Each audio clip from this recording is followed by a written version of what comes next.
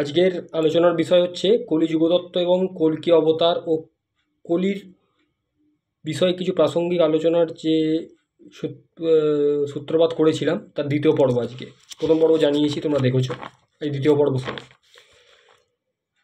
প্রথম পর্বে আলোচনা করেছিলাম কলির জন্ম বৃত্তান্ত এবং জন্ম বিষয়ে সামান্য কিছু কথা।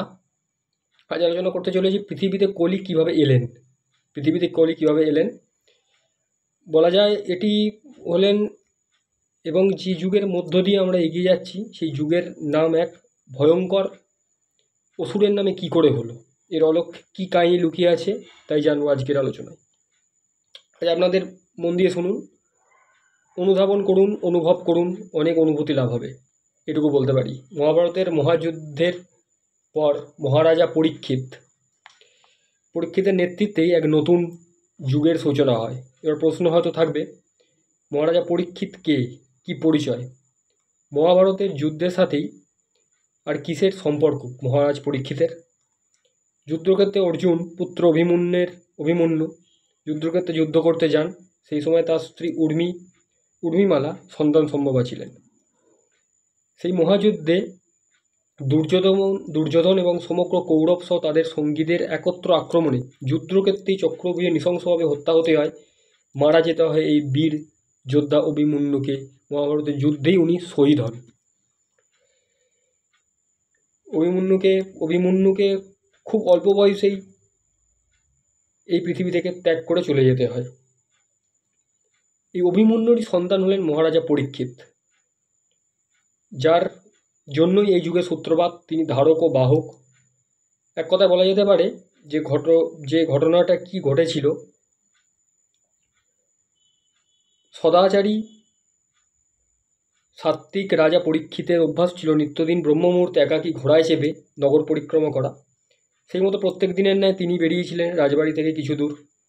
জঙ্গলের মধ্যে যেতেই তিনি শুনতে পেলেন গরু মহিষ জাতীয় কোনো প্রাণীর গভীর আর্তনাদের শব্দ। তৎক্ষণাৎ পশুপ্রেমী প্রজাকেন্দ্রিক প্রজাবৎসল রাজা তাড়াতাড়ি গেলেন কোথা থেকে কী শব্দ আসছে তা দেখতে গিয়ে তিনি দেখলেন এক কদাকার বিশ্রীরূপী মানুষ, যার বেশভূষা রাজাদের মতো, অর্থাৎ রাজবেশধারী এক ব্যক্তি একটি গরু এবং মহিষকে গদা দিয়ে বেদম প্রহার করছে। আর গরু এবং মহিষটি বাঁচতে পরিত্রাণের সঙ্গে চেঁচাচ্ছে, কিন্তু বড় গাছের গোড়ার সঙ্গে শক্তপোক্তভাবে বাঁধা বলে পালাতে পারছে না। খুব চেঁচাচ্ছে গরু এবং মহিষটা, বেদম প্রহার করছে। তো এই দৃশ্য দেখে রাজা রেগে অগ্নিশর্মা হয়েছেন এবং দেখেন এতটাই প্রহার করেছে মহিষটাকে যে মহিষটা দাঁড়াতে পর্যন্ত পারছে না, তিনটি পা একেবারে ভেঙে দিয়েছে। সঠিক সময়ে রাজার উপস্থিত হওয়ার জন্য 4 নম্বর পাটি ভাঙতে গিয়েও পারিনি। রাজা এই দৃশ্য দেখে সাথে সাথে বিকৃতরূপী মানুষটিকে আক্রমণ করেন এবং নিরস্ত্র করে তাকে বন্দি করে নিয়ে চলে রাজ কারাগারের দিকে। তখন কুটিল ছলনাধারী ব্যক্তি কুমির কান্নাকাটি করে রাজার মনকে শান্ত করতে প্রভূত চেষ্টা করে। তার কারণ সে জানত রাজা প্রজাবৎসল, দুঃখ কষ্ট সইতে পারে না। তার সামনে কি যদি চোখের জল ফেলে রাজা ওখানে কিন্তু গলে যায়, রাজার মন নরম হয়ে যায়। ক্ষমাই তার কাছে পরম ধর্ম। তো রাজা তাকে ক্ষমা করে দিল এবং বললে এক্ষুনি তার চোখের সামনে থেকে দূর হয়ে চলে যেতে, তার রাজ্য থেকে অবিলম্বে বেরিয়ে যেতে। এই কথার উত্তরে কুটিল ব্যক্তিটি আবার ছলনার আশ্রয় আশ্রিত হয়ে রাজাকে বলল, রাজামশাই, আমার থাকার কোনো স্থান নেই, আমি খুব ভুল করেছি, গরু মহিষটিকে অত্যাচার করে মেরে আমার ক্ষমা করে দিন আমায়। আপনি তাড়িয়ে দিলে না খেতে পেয়ে মরে যাব, সাঞ্চিত করবেন না। আপনি যে কোনো স্থানে, নরক সমান স্থান হলেও আমাকে থাকতে দিন, সেখানে আমি জীবনযাপন করব, সততার সঙ্গে থাকব। নগরের বাইরে যেখানে দেবেন থাকব। অনেক আকুতি মিনতি পায়ে ধরাধরি করবার পর দয়ালবশত রাজার হৃদয় নরম হয়ে গেল এবং বলল, তুমি এক কাজ করো, তোমার 5টি স্থানের হদিশ দিচ্ছি, এর মধ্যে তুমি থেকো। 1 মদের আসর, 2 জুয়ার ঠেক, 3 পতিতালয়, 4 কসাইখানা, 5 সোনার দোকান। রাজা ভেবেছিলেন এইসব স্থানে অসাধু অসৎ লোকেরাই মূলত বেশি যাতায়াত করে। মূলত তখনকার দিনে এই ধারণা ছিল। তো এই রকম মানসিকতায় মানুষ ওসব স্থানেই থাক, কর্মফল বুঝবে। কিন্তু রাজার মাথায় একটি সোনার মুকুট ছিল এবং রাজার হাতে সোনার আংটি, গলায় সোনার চেন, তো রাজার যেগুলো অলংকার থাকে তো ছিল, অসংখ্য সোনার দ্রব্য রাজা পড়েছিল। এই সুযোগটাকে কাজে লাগিয়ে সেই ব্যক্তি রাজার মুকুটেই সূক্ষ্ম আত্মারূপে বসবাস শুরু করতে থাকে এবং স্থূলদেহে অজান্তেই যে রাজা যে স্থানে জায়গা করে দিয়েছিল সেখানে থাকতে শুরু করে।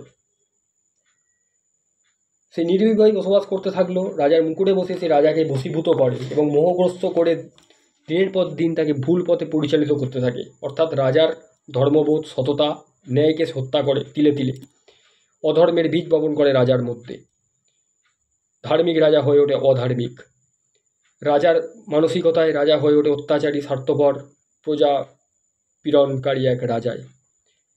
এক রাজা হিসেবে এভাবেই অধর্মের ধারক, নরকের কীট, পৃথিবীর আজকের যুগের অধীশ্বর হয়ে ওঠে কলি, এবং তার নামেই যুগের নাম আখ্যায়িত হয়। এতটাই প্রভাবশালী, ক্ষমতাবান ছিল, যা আছে সেই আসরিক মহাশক্তি কলি, যার নামেই আজকের এই কলিযুগ। তো এটা দ্বিতীয় পর্ব, তোমরা শুনলে কেমন লাগলো তোমরা জানাও। তৃতীয় পর্বে নিশ্চয়ই আমি আসছি, হয়তো দুদিন একদিন দেরি হবে, চেষ্টা করবো তাড়াতাড়ি আসবার। চ্যানেল সাবস্ক্রাইব করো, শেয়ার করো, লাইক করো, কী কী বিষয় জানতে চাও অবশ্যই জানাও। আমি গুরুজি অভিষেক শাস্ত্রী, আনন্দনাথ বাবা ভৈরব ছিলাম, আজই থাকবো। ভালো থেকো, জয় মাতারা, জয় গুরুবাম, জয় মহাকাল, জয় কাল ভৈরব। ভালো থেকো, ভালো থেকো, ভালো থেকো।